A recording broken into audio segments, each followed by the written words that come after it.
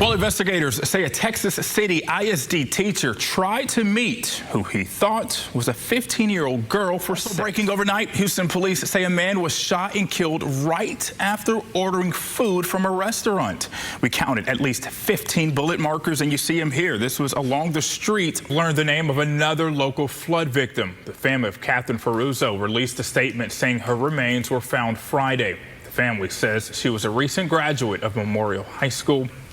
When you see this catastrophic flooding, you think of a hurricane, like, you know, something you can prepare for. But we know in this instance, it was not a hurricane. And so that I heard the woman there talking about 24 hours. They were playing, having a joy, a time as a family. And then I do have another question for you.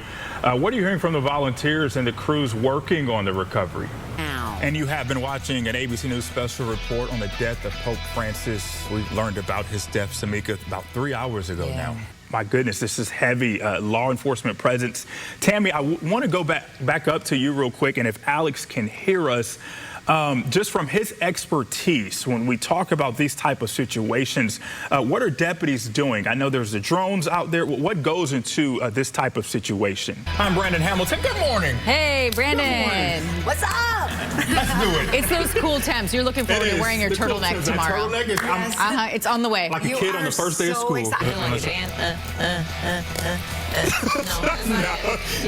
do that. Sorry. I think the good news is the fog is wearing off. Got it's starting to some lift. cold on the way. We do. We've got kind of fog, wind, and then cold. See my dance? In that order. Yes, yes. Again, this area that we're talking about, the shelter in place, the cities of Clute and Lake Jackson, and reiterating schools and facilities in Brazos Sport ISD are also in shelter in place at this time. Again, we were told as a precaution. Good morning. I'm Brandon Hamilton, live from the ABC 13 studios. We'll see what Beyonce does for day 2 of her Cowboy Carter tour. And in the words of Mike Jones, back then they didn't want me. Oh, now you're hot. They're all on you. And that's how we start a Sunday. Let's do it. Welcome. I'm Brandon Hamilton. Hey, Charlie said it, not me.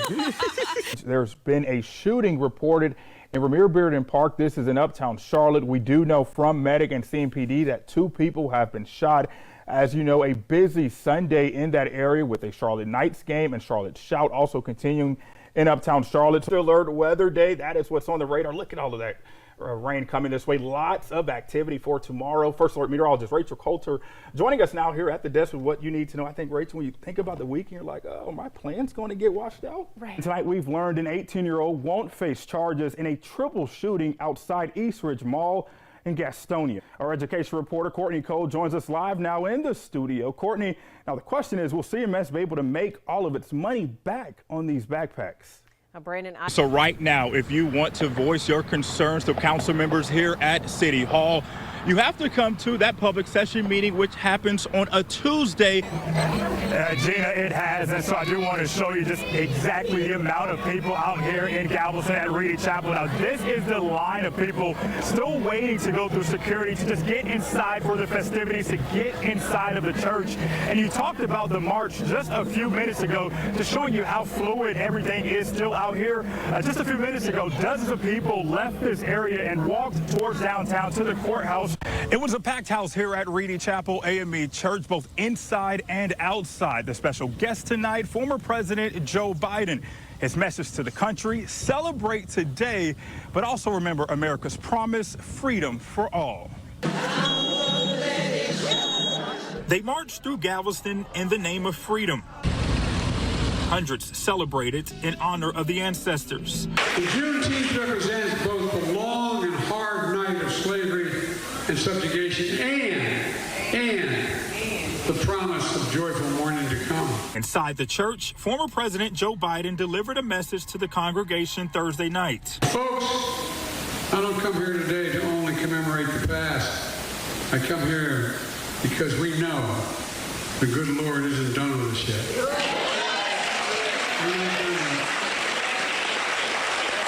We have more work to do.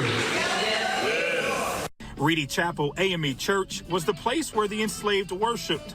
It was one of the locations in which General Order Number 3 was read, announcing the end of slavery. This is important because it's not only Black history, it's a part of American history. It's really, really pleasing to me, and I'm so glad to still be here on this earth. Grateful to see America end its promise of equality 160 years after freedom landed in Galveston, Texas. The former president also called slavery America's original sin, again encouraging Americans to come together. Reporting in Galveston, Brandon Hamilton, ABC 7 News. And it truly has been amazing knowing what is on the line tonight here in San Antonio. A chance to make history, to do what no team has ever done for UH. Courtney, you kind of stole my thunder, but I gotta do it again. Whose house? Whose house? Brandon Hamilton, thanks so much. He's always got the energy. So we do know 118 people were detained in that operation, but as far as if everyone here was illegal, that we do not know because ICE has not responded to our request for more information. And Brandon, we see that fire is still burning. What is the latest? Good morning. It is still burning, and the latest on this situation, we've been told this all started after a driver crashed through a fence on the west side of a Walmart parking lot. Brandon, you mentioned the people that live in the area. You said 50 homes have been evacuated, but we've been seeing this shot where firefighters are dousing these homes with water. What is the level of concern that those homes may catch fire? And so that is the concern this morning. Harris County Judge Lena Hidalgo addressed that overnight in her statement, saying that no one can come back to their home. And it's about a half-mile radius, homes and businesses in this area. The rain and the wind right now, you talk about the gusts, we are feeling it right now. And you can just look behind me. We're on San Felipe near Sage, right outside of the Galleria area. And John, that tells you just the mindset here on North Myrtle Beach. People are prepared, but they're also wanting to have a good time. As he told me, Mother Nature is going to do what Mother Nature is going to do. It's coming down heavy here, a torrential downpour here on North Myrtle Beach. This towel is just a sign. We came out here about 20 minutes ago, and this is just drenching with water.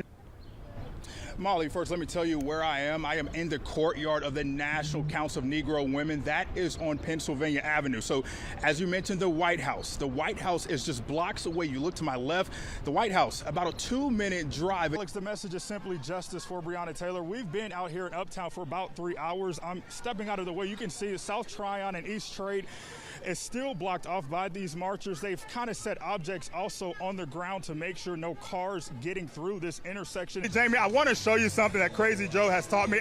I'm part of the family right now, so hold on. Here we go.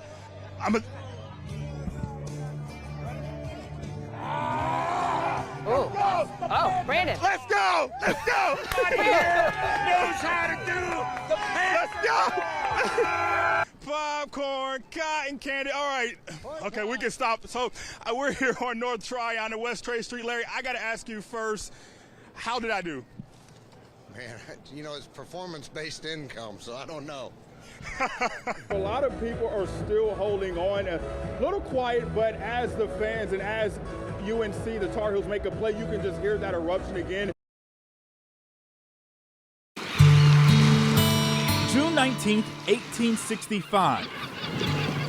Freedom finally landing on the shores of Texas. The terror, the brutality of slavery was over. All slaves are free. It was right here in Galveston where Major General Gordon Granger and Union soldiers arrived nearly 2.5 years after the Emancipation Proclamation had been issued. The dreams of the enslaved had finally been answered. So when the Union soldiers came into Galveston, they do not land on the beach side, on the south side of Galveston. They have to come around into the bay. And here at Pier 21 is where many of the ships docked in 1865. Samuel Collins is a historian with generational ties to the Lone Star State. He's pushed to keep Black stories alive, helping to establish the Juneteenth Legacy Project and highlighting the United States colored troops, Black soldiers who also arrived in Galveston alongside a Major General Gordon Granger. So after the soldiers docked here, they would have came downtown on the Strand to set up their headquarters. Major General Gordon Granger set up his headquarters at the southwest corner of 22nd and Strand. And from that point, after issuing General Order Number 3, the soldiers moved throughout the city and then further inland into the interior of Texas where the large plantations were. In the 19th century, Galveston was the commercial center of Texas.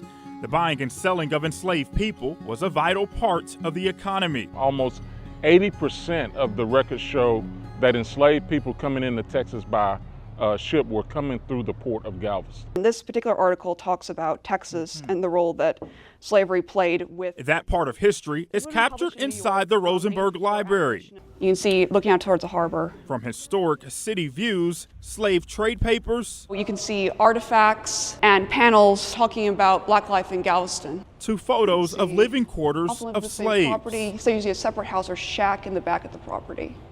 All Americans can feel the power of this day and learn from our history and celebrate. In 2021, legislation was passed recognizing June 19th, also known as Juneteenth, as a federal holiday. A full circle moment for those who've lived in Galveston their entire lives. Talk to me about the importance of Juneteenth. Juneteenth celebrates the evolution of our country to a more perfect union. What do you think if we are fighting for anything now? Well, in General Order number 3, it states at the end of the first sentence, all slaves are free. But then in the second sentence, it says this involves an absolute equality. So when you think about the words equality and absolute, we're still marching forward to that absolute equality. Absolute equality does not mean equal results for every human being. To get that equality, Collins says it's important to make sure the right history is told, no matter how uncomfortable it may be. I often use the analogy of a green salad. The stories we have been taught are the lettuce and tomato stories. But this history salad includes croutons, bacon bits, olives, pickles. And as we add additional narratives, we add flavor to this history to make sure that all of the history is included. A flavor with a taste of freedom. In Galveston, Brandon Hamilton, ABC 13, Eyewitness News.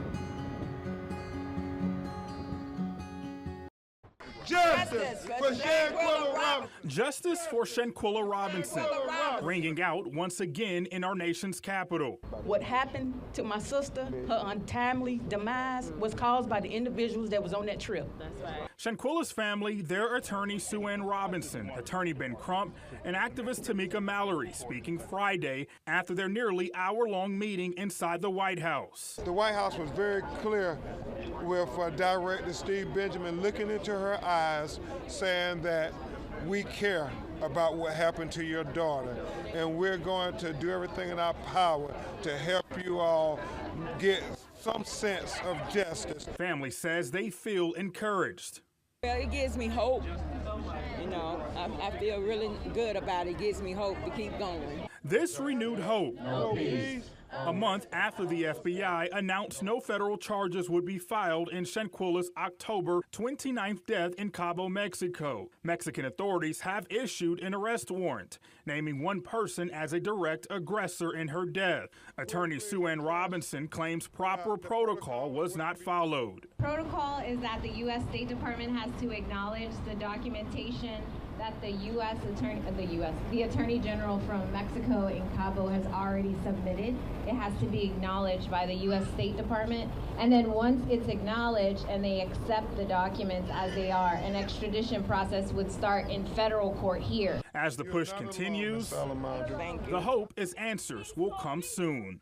They didn't know who they had involved. And I'm sure when they saw us, they said, oh, damn, here they go again. So the reason why they tell us they can't press charges or they won't be presenting charges for these individuals is not because they don't know what happened, it's because they didn't try to find out. Yeah.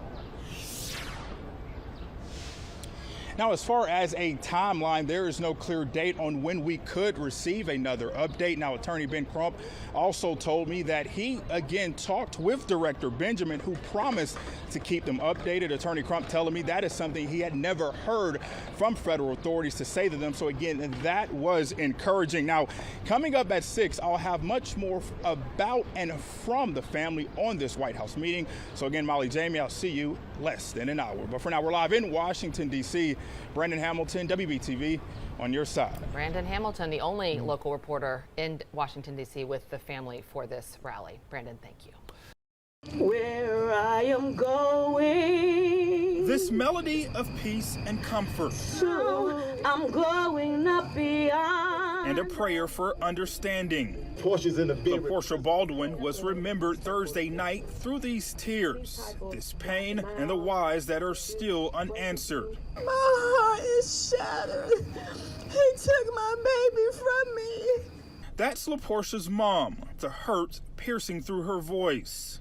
She doesn't answer me, and this is the hardest thing for me. There is another family who understands this pain. Charles Combs, LaPortia's ex-boyfriend and the man accused of murdering her, spent nearly 12 years behind bars for killing Marshita Dorsey.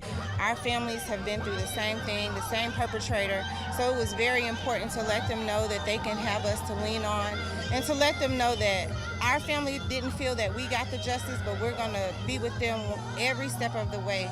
A step that is no doubt going to be hard, but this family wants to encourage others who may be in an abusive relationship to get out. If you're going through something, let somebody know. Don't be afraid.